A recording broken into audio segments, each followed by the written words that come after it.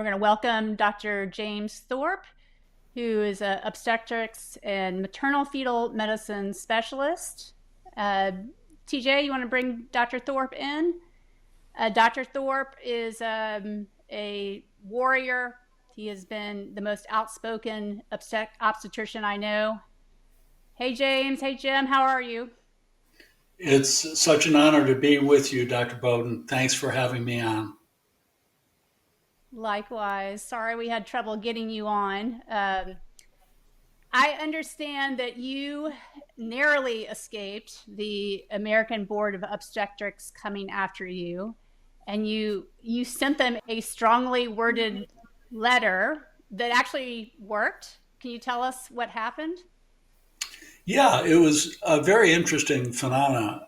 Um, Mary, what happened was that it was you, you and I and my wife Maggie have worked, and you're aware of our work, and so that we knew that the American College of Obstetricians and Gynecologists and the American Board of Obstetrics and Gynecology, as well as my third governing body, the Society for Maternal Fetal Medicine, we knew they were all captured.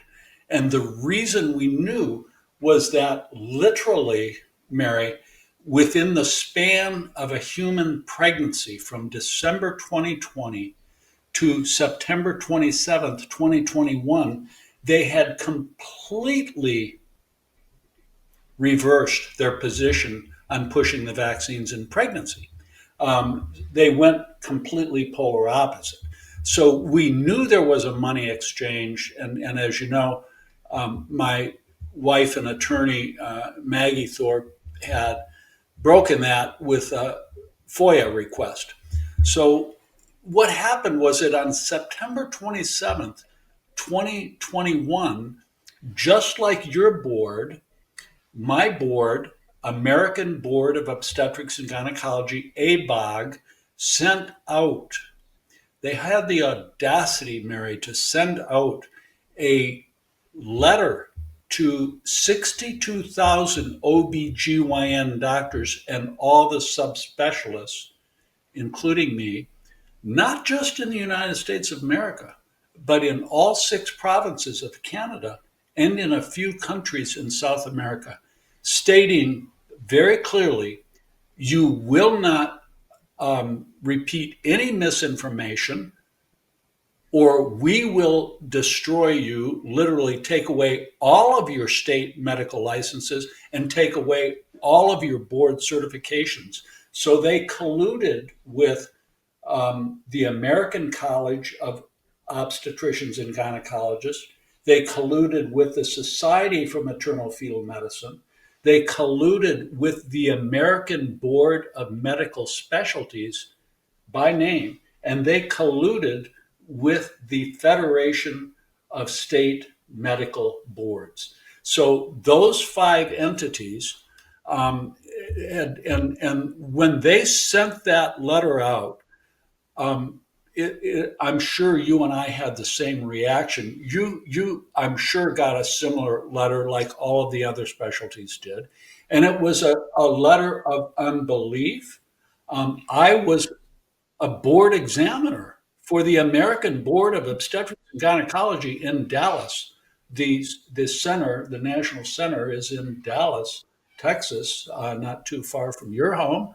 And I was an examiner at the before the turn of the century, at the turn of the century, and so these were my contemporaries. And so I put a call into then director, executive director, Dr. George Wendell, who refused to talk to me on the phone. We had an email exchange, and literally he said, "You will do this, or we will remove your licenses." And I said, "We'll see about that." And so I sent around some, he didn't appreciate this very much, but literally this was communism. So I stole their logo as well as the other two organizations, and I put a red hammer and sickle over it. and I dispersed it on my social medias. That didn't go over very well, but I enjoyed it. And by within 3 months, I had written an an open letter to all the officers of the American Board of Obstetrics and Gynecology. Now it was about a 15 page. It was really a 98-page letter, Mary, but the body of the letter was about 15 pages. All of the other pages were 1,019 peer-reviewed medical journal publications documenting death and complication from the COVID-19 vaccine in just 12 months. So I had read all of those, and I had put them in the context of references in the bottom of that letter. I also did the first VAERS, Vaccine Adverse Event Registry System analysis of the obstetrical outcome in just the first 10 months. And Dr. Bowden, it was a bloody disaster. It was, no pun intended, it was awful. And I published that in an open letter format. It went viral. And I had a little bit of assistance with my wife, an attorney, Maggie, in putting together that letter. Not a word, dead silence since then. They knew that I was right, and they knew they were wrong. They knew I had the goods on them. They didn't want to get in a lawsuit with me because there would be the discovery process, and they would just get in more trouble. So they just let me be. I'm still practicing, Uh, and I'm still board certified. well, I have asked if you are watching this right now and you are on X, do me a favor and in the comments, please tag them. I left their handle in the comments on X. Please tag them. Let them know that we're talking about this. Are you aware of any other obstetricians that they came after, or were you sort of the one and done, and once you shut them up, they went away? I think that once they read that letter and they realized that it circled the globe, and they realized what they had done to 62,000 OBGYN doctors, I'm not aware. Nobody else has stepped forward like I have. Now, my dear friends in Florida, Dr. Kimberly Biss is a general OBGYN doc. She's amazing. She's come in along my side, and also Dr. Dan McDyer in Jacksonville in Florida have come along my side. So to really, it's just us because everybody else is severely intimidated. You know how anxiety provoking it is to get a letter from the board like that. Nobody knows better than Dr. Bowden. And you've stood up like an amazing hero, just an incredibly courageous warrior. And by the way, you and others, you know, with your courage, your boldness, your honesty, your integrity, you and Peter McCullough, Pierre Corey, I could list off more.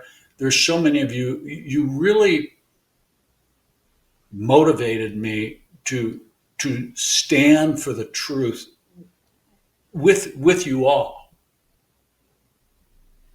Well, what's interesting is we all came together from different parts of the country without knowing each other. We all came to the same conclusions just based on mostly our clinical experience, which I mean, I'm sure you have lots of stories to share.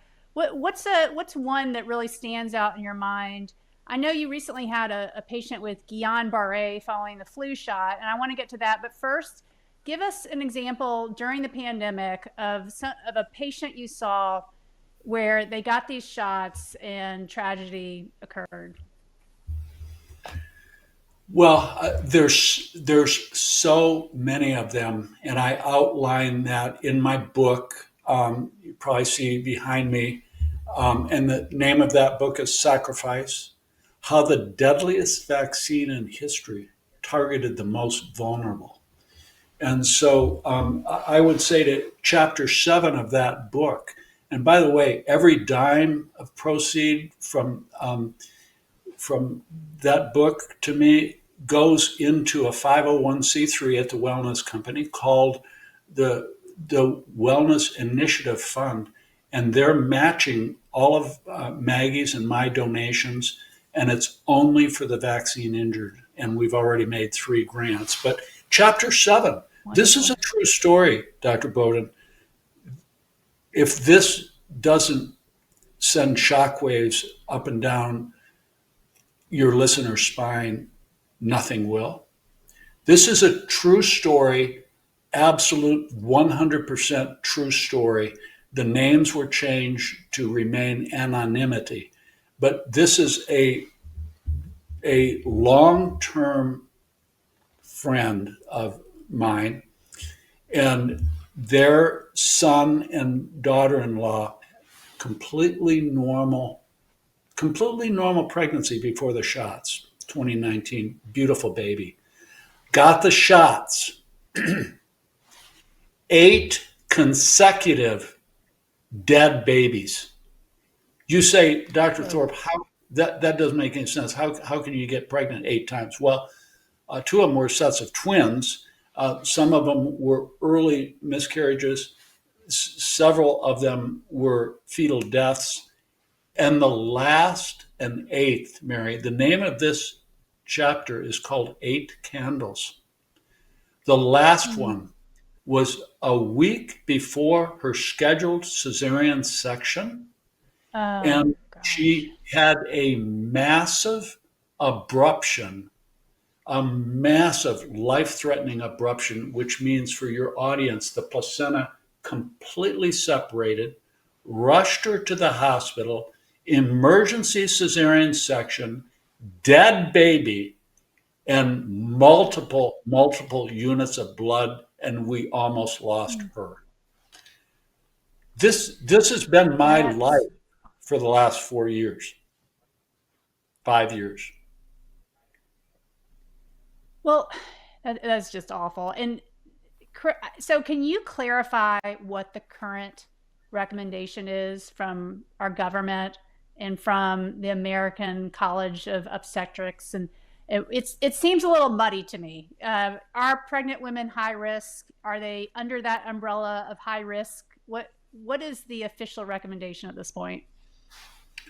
Well, it's not surprisingly, it is confusing to you and to me and to everybody else.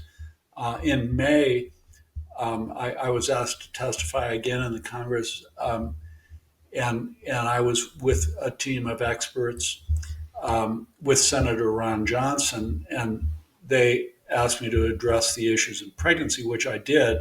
A week later, I think that was around Memorial Day, the day after Memorial Day, maybe, then Secretary Kennedy, I believe the president, and Jay Bhattacharya, and also Marty McCreary, stood up and said, we are no longer recommending pregnant women be vaccinated, period.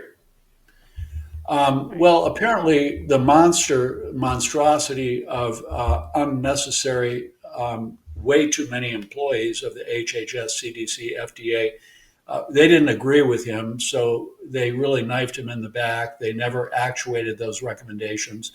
And now, allegedly, they've come back and said, oh, well, women are high risk, so they need to get the vaccine. But those 3 governing bodies that I spoke about, American Board of OBGYN, American College of Obstetricians and Gynecologists, Society for Maternal Fetal Medicine, they're pushing them. They're criticizing Secretary Kennedy and the HHS, and they're saying, don't listen to them, listen to us. Well, they're purchased, they're bought, and it couldn't be more corrupt.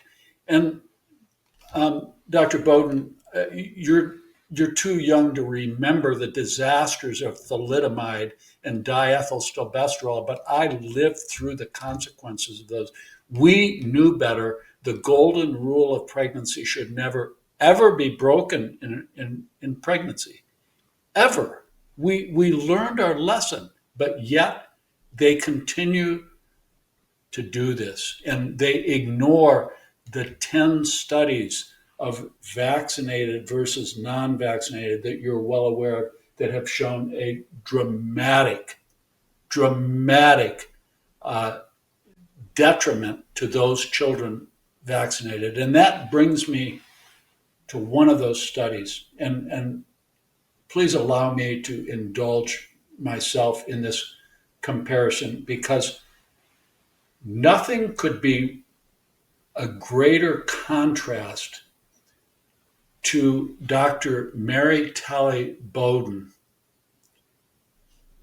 and Dr. Marcus Zervos. And I know you know that name, but you compare and contrast these two individuals. They couldn't be more desperate, separated, a wider chasm on the spectrum of evil and good. Here you have Dr. Bowden, and I'm speaking to your audience, who has put everything on the line, everything, her life, her reputation, her family, her children, everything. She does it all for her commitment to truth, for her commitment to her patients. She's been through hell and back. And then you have Dr. Marcus Zervos. And I don't call too many people out. I don't pick on too many people except those people that are killing my pregnant women, preborns, and newborns. I do take certain exception. So let's contrast Dr. Mary Talley Bowden with Dr. Marcus Zervos, who is the senior author on the Henry Ford Hospital system. Now, what happened? Short story. I'll try to make it as short as I can, but Del Bigtree of ICANN Network down there in Austin knew that Henry Ford Health System was the perfect health system to do the non-vax versus vax and look at the outcome of the children. And so he flew up and he approached Dr. Zervos, who, by the way, was the hero. He was involved and diagnosed the Flint water crisis, which many of your viewers are probably familiar with. So Del Bigtree said, Dr. Zervos, will you do this study? And will you commit to publishing the results no matter what the results are? Dr. Zervos said, yeah, fund me, we'll do this, whatever, we'll do it. We'll do the study. It'll be meticulously done. Well, he did the study, but he realized what he did. He's such a evil person and a spineless, gutless wonder that he knew that he had an ace up his sleeve, that he would cook the books. So he would cook the books and fraudulently make the study look like there was a benefit to the vaccines. So he had planned that, in my opinion. That's my view. So in fact, when it came down to reckoning, he did cook the books, but the adverse multiple other variables and chronic diseases and deaths and neurological injury, cardiac injury, he covered up the autism he did a pretty good job with that. But there were so many other danger signals that were so strong and so robust that he couldn't change them. So he refused to publish it, Dr. Bowden. He refused to publish it. So Del Bigtree flew up to Detroit. By the way, my alma mater, Wayne State University School of Medicine, Henry Ford Hospital System, well known to me, and met with Zervos. And he had a hidden mic and a hidden camera because he didn't trust him. Now, that would have been illegal in Florida, but wasn't illegal in Michigan. And he asked Zervos, "You promised me you'd publish this." He goes, "I just the outcomes are too different. There's too many damages in the vaccinated children. I can't publish this, or I'll be like Peter McCullough."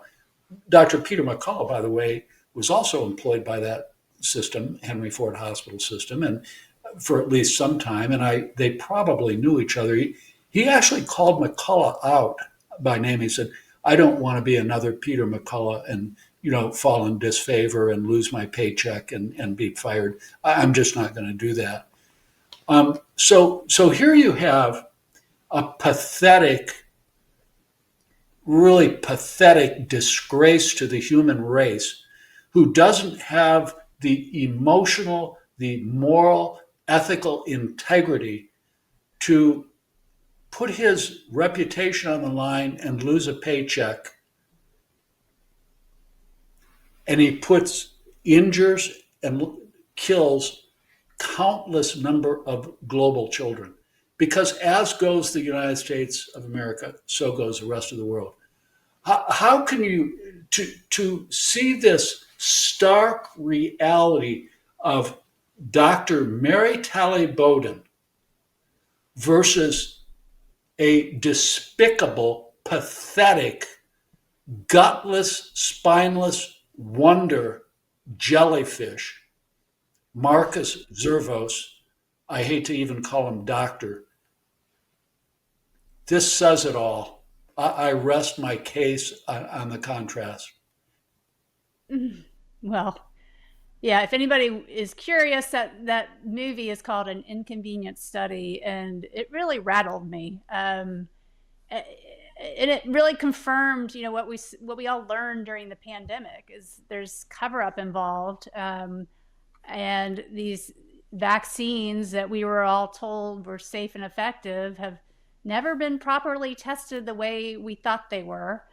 So that movie is very eye-opening, and it's just further confirmation that the whole vaccine industry is just built on lies, and not truth and transparency. Well, unfortunately, we have run out of time, Dr. Thorpe, but I really appreciate you coming on, and we'll have you on soon because we really only scratched the surface.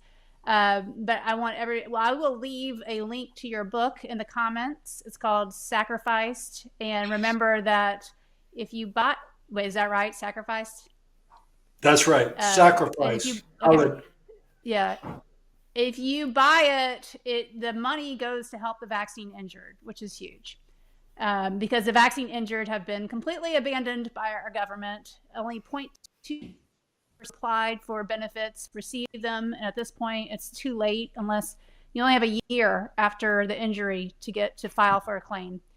So please buy the book, and that money goes towards helping the injured. So thank you so much, Dr. Thorpe, and we'll have you again soon to dive in deeper on all that data with the pregnant women that you've been seeing and reporting. It's been an honor. And we're going to take, well, thank you. Good to see you.